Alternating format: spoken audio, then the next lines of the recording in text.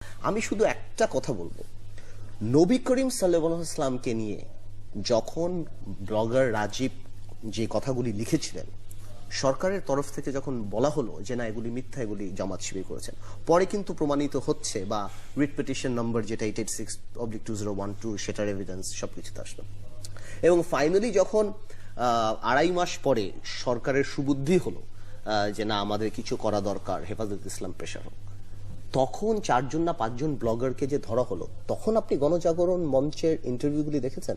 ইমরান সরকার সাহেব বলেছেন যে আমি তীব্র প্রতিবাদ জানাই। তাহলে নবী করিম সাল্লাল্লাহু আলাইহি ওয়াসাল্লামকে নিয়ে যারা ব্লগ লিখে, মানে অ্যান্টি ইসলাম, নাস্তিক না কিন্তু অ্যান্টি ইসলাম, ওকে, যারা যে যে যে আজে বাজে কথা লিখেছে, মানে এমনও কথা লিখেছে ওই আসিফ মনিউদ্দিনা কে নাকি যে হাইকোর্টে নাজিল হয়েছে, মানে হাইকোর্ট মানে একে ঠিক করার জন্য আল্লাহ হাইকোর্ট, আল্লাহকে প্রোটেক্ট করার জন্য হাইকোর্ট নয়, মানে সামথিং লাইক দ্যাট। তো এই ধরনের বিকৃত মস্তিষ্ক যাদের, মেন্টালিটি যাদের, তারা অ্যারেস্ট হওয়ার পর যখন ইমরান সরকার গলা কাঁপিয়ে কাঁপিয়ে বলেন যে আমরা তীব্র নিন্দা জানাই, মওদুদিবাদদেরও ধরতে হবে, যারা মন্দিরে আগুন দিয়েছে তাদের ধরতে হবে, হ্যাঁ ধরো, বা তার মানে এই না যে তুমি এটার তীব্র নিন্দা জানাও। এইটার তীব্র নিন্দা জানালো কেন? এই কথাটা মানি হলো, দেখুন গণজাগরণ মঞ্চ তো কোনো লিমিটেড কোম্পানি না, ইমরান সরকার ইট ডাজন্ট ওন গণজাগরণ মঞ্চ, তাই না? সেখানে যদি 5টা ব্লগ অ্যান্টি ইসলাম হয়ে থাকে, তাদের বিচার হয়ে যাক, কি নইম ভাই, তাই না?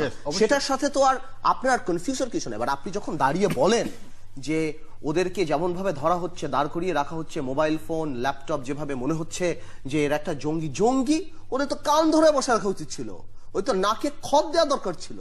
ওদের মানে কি এক্সপেক্ট করছিল? রজনীগন্ধা স্টিক দিয়ে সব ব্লগার কিন্তু খারাপ নয়, যারা জড়িত কিন্তু, আমি তো তাই বলছি, যারা জড়িত ইসলামের বিরুদ্ধে যেমন কেউ লিখেছেন, ইসলামের পক্ষে অবশ্যই অনেক ব্লগার বেশি লিখেছে। আমি তো তাই বলছি যে শুনেন ভাই, ওদিনও একটা টিভিতে বললাম, আমি আর আপনি এত স্ট্রং না যে আল্লাহর তার নবীকে আমাদের ইমেজ প্রোটেক্ট করার জন্য আমার আর আপনার মতো নগণ্য বা এই 16 কোটি নগণ্য মুসলমানের দরকার হবে। আল্লাহ তাআলা তার আশিকের রাসূলকে তিনি কেপেবল, যে উনি কিভাবে এটাকে প্রোটেক্ট করবেন, এটা আমাদের শুধু একটা ইমানের পরীক্ষা ছাড়া আর কিছুই না। তো আমি তাই বললাম, তো যেই মুহূর্তে ইমরান সরকার, জিলুর ভাই ওইটা দাবি করলো যে না এটা আমরা তীব্র প্রতিবাদ জানাই, তার মানে আমার বিরোধী দলীয় নেত্রী যে বলছিল যে এটা নাস্তিকের মঞ্চ, শি ইজ রাইট, আমি বলি, বিকজ এইটা কিন্তু অন্য কথা যে সবাই যারা গণজাগরণ মঞ্চে গিয়েছে তারা নাস্তিক না, বাট লিড দিচ্ছে যারা, আমি আপনাকে ক্লিয়ার করে দিলাম।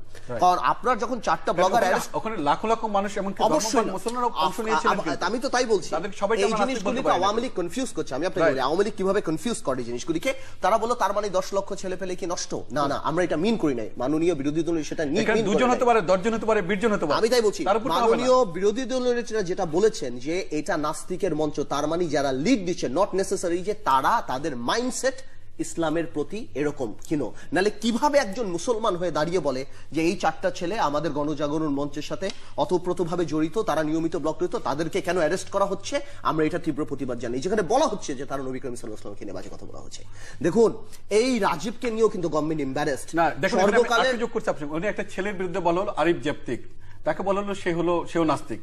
তখন সে জবাব দিল যে আমি একটা মসজিদ কমিটির সদস্য, আমি নিয়মিত নামাজ পড়ি এবং আমার প্রতিটি ব্লগের লেখা কিন্তু আমার নবী করিম সাল্লাল্লাহু আলাইহি ওয়াসাল্লাম আমাদের ইসলাম ধর্মের পক্ষে, এবং আমি প্রতিটি লেখাতে কিন্তু আমি ধর্মকে সবার আগে ঊর্ধ্বে তুলে ধরি। তো আমার মনে হয় যে বিচারের ক্ষেত্রে আমার বক্তব্য হলো যারা আমার মহানবীকে অপমান করবে, সে যেই হোক ভাই, আমি যেই হোক তার কঠোর ব্যবস্থা নিতে হবে।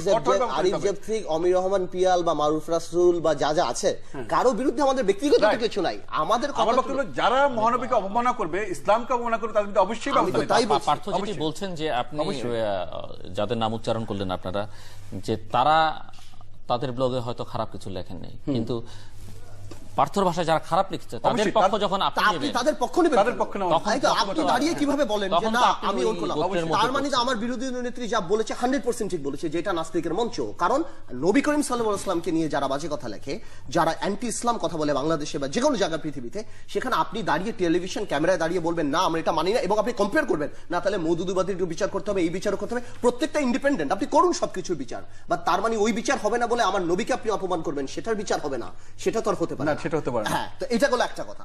সেকেন্ড ব্যাপারটা যেটা আসলো, গভর্নমেন্ট কেন এম্বারেসড? বিকজ রাজীব যদি জীবিত থাকতো, রাজীব তো অ্যারেস্ট থাকতো।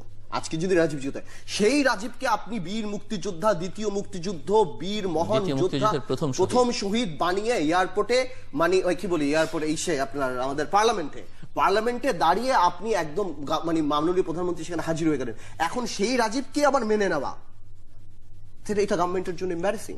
তো আমার মনে হয় গণজাগরণ মঞ্চ এখনো সময় থাকতে they should come back to this. তাদের আমি বলবো যে তাদের পাবলিকলি এই ব্যাপারে ক্ষমা চাওয়া উচিত, নবী করিম সাল্লাল্লাহু আলাইহি ওয়াসাল্লামের এই ব্যাপারটাতে তাদের ক্ষমা চাওয়া উচিত।